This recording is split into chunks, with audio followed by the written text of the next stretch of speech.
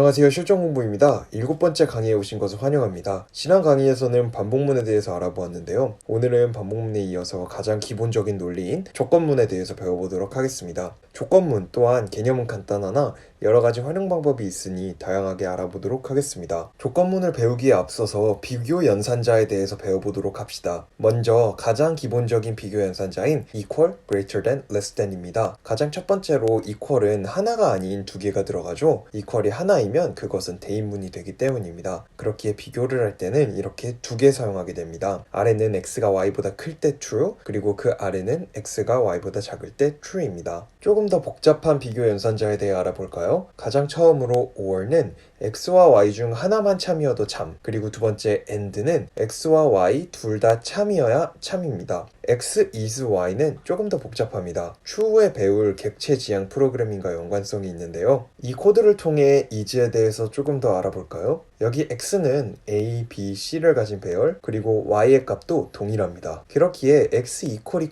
y는 true입니다. 값이 같기 때문이죠. 하지만 x is y는 false입니다. 왜냐하면 값은 같지만 다른 메모리에 할당되어서 다른 존재이기 때문입니다. 하지만 x equal y로 두고 다시 x is y를 하면 참이죠. 그것은 x가 대입식을 통해 y와 같은 존재, 즉 같은 메모리에 있는 존재가 되었기 때문입니다. 이렇듯 x is y는 둘의 값뿐만 아니라 둘이 아예 같은 존재인지를 확인합니다. not은 부정하는 오퍼레이터이기에 x와 y가 같다면 not x equal y는 그 반대인 false가 나오겠죠? 마지막으로 이렇게 아래처럼 연산자를 혼합하여 활용하는 것도 가능하니 참고하시길 바랍니다. 비교 연산자를 사용하여 문자열 또한 비교할 수 있습니다. 문자열은 알파벳의 오더 순으로 커집니다. 즉 a가 가장 작고 Z가 가장 큰 것이죠. 또한 소문자가 대문자보다 큽니다. 그래서 소문자 A가 대문자 A보다 큽니다. 마지막으로 문자가 여러 개인 문자열이라면 첫 번째 문자부터 각각 비교합니다. 애플과 에이스 모두 첫 문자가 소문자 A로 같지만 두 번째 문자에서 에이스는 C, 그리고 애플은 P이기에 애플이 더 큽니다. 자, 이제 조건문에 대해 본격적으로 알아볼까요? 조건문은 참, 거짓 혹은 비교 연산자를 활용하여 조건을 만든 후 조건에 해당되는 여부에 따라 특정 코드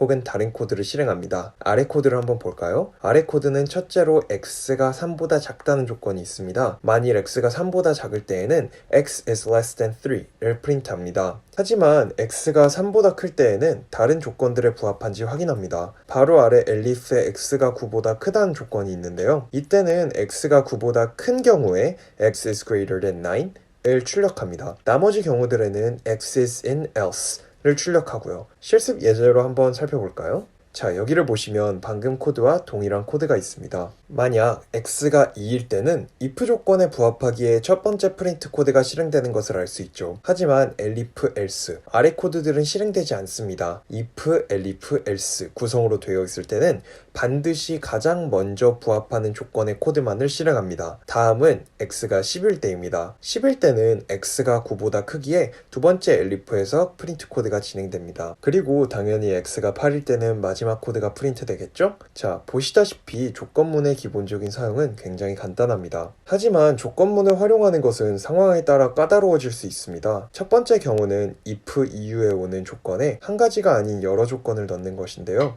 컨디션 1과 컨디션 2 모두 부합해야 할 경우에는 컨디션 1 and 컨디션 2를 써줘서 한 가지 조건을 추가해 줄 수 있습니다. or도 마찬가지로 가능하겠죠? 실습 예제를 한번 확인해 볼까요? 처음은 or를 사용한 조건문입니다. 넘버가 3보다 작거나 9보다 클 때 모두 부합합니다. 또한 다음 코드는 and를 사용한 조건문인데요. 넘버가 3보다 크고 9보다 작을 때 부합합니다. 그렇기에 넘버에 7을 넣으면 and가 들어간 조건문 아래에 있는 코드가 실행되겠죠. 참, 여기서 edge case에 대해서 잠시 소개하겠습니다. edge case는 상황 속 가장 끝쪽, 엣지에 있는 값을 말합니다. 현재는 3과 9가 끼인 값들, 각 끝값들이죠. 여기서 언뜻 보면 3과 9도 두 개의 조건문 중 하나에 부합될 것 같지만 사실은 둘 다 3보다 작거나 크고 9보다 작거나 크기에 3을 넣게 되면 어떠한 코드도 실행되지 않습니다. 이처럼 에지 케이스들을 신경 써서 코딩하시면서 코드가 원하는 행동을 할 수 있게 신경 써주셔야 합니다. 두 번째 경우는 if, elif, else 연계를 사용할 때입니다. if는 필수적으로 사용해야 하지만 elif, else는 필요에 따라 사용되며 가장 큰 특징으로는 여러 가지 조건들 중 단 한 가지 조건에 부합하는 코드만 실행됩니다. 만일 여러 가지 조건에 부합된다 하더라도 가장 먼저 만난 조건에 부합하는 코드가 실행됩니다. 일전에 실습한 코드와 동일합니다. 세 번째 경우는 if를 두 번 쓴 경우입니다. 이게 조금 헷갈리는 게 방금 if, else, else는 그중 한 가지 조건에 부합하는 코드만 실행되었죠. if문을 두 개 쓰게 되면 두 가지는 각기 다른 조건문이기 때문에 한 가지 조건에 부합하면 코드가 실행되고 다음 조건문이 실행되어 또 조건에 부합하면 또 코드가 실행됩니다. 이번에도 실습 예제를 통해 알아볼까요? 여기를 보시면 각기 다른 인덱스에 농구 선수의 정보가 담겨 있습니다. 즉 인덱스 0 선수의 이름은 V, 키는 180cm, 스피드는 초속 30m인 것이죠. 지금부터 선수의 조건에 따라 점수를 매겨볼 것입니다. 일단 키를 첫 번째 우선순위 고려사항으로 정하여 180이 넘으면 2점을 주고 스피드를 두 번째 우선순위 고려사항으로 정하여 초속 30m 이상이면 1점을 줄 것입니다. 이때에는 첫 번째 조건인 키가 해당되면 두 번째 조건인 스피드가 제외되는 if, elif 상황과는 달리 키와 스피드 각각을 따로 조건문으로 빼주어 둘 다 고려하게 만들어 주었습니다. 그렇기에 V 선수는 점수가 2점 플러스 1점 해서 총점 3점이 되는 것이죠. if문을 여러 개 써야 할지 if, elif를 써야 할지 헷갈리실 때는 한 가지 조건을 세분화한 것인지 아니면 여러 조건에 대입해보고 싶으신 건지 생각해 보시면 됩니다. 만일 한 가지 조건을 세분화하여 범위에 해당되는지 체크하시려면 if, elif, 만일 여러 가지 다른 조건에 대입해보고 싶으시면 if문을 여러 개 쓰시면 됩니다. 자, 이제 마지막으로 중첩 조건문 nested conditionals입니다. 조건문 또한 반복문과 같이 중첩이 가능하며 중첩을 하게 되면 더욱 세부적인 조건 추가가 가능합니다. 이번에도 실습 예제를 통해 알아봅시다. 우리는 키가 170 이상이며 스피드가 15 이상, 30 이하인 선수들을 중첩 조건문을 사용하여 뽑아볼 건데요. 일단 첫 조건은 키가 170 이상인 것입니다. 이후에 조건문 안에 조건문을 하나 더 추가하여 170 이상인 선수들 중에서도 스피드가 15 이상, 30 이하인 선수들의 이름을 뽑아주었습니다. 해당 선수들은 V, W, Y겠죠?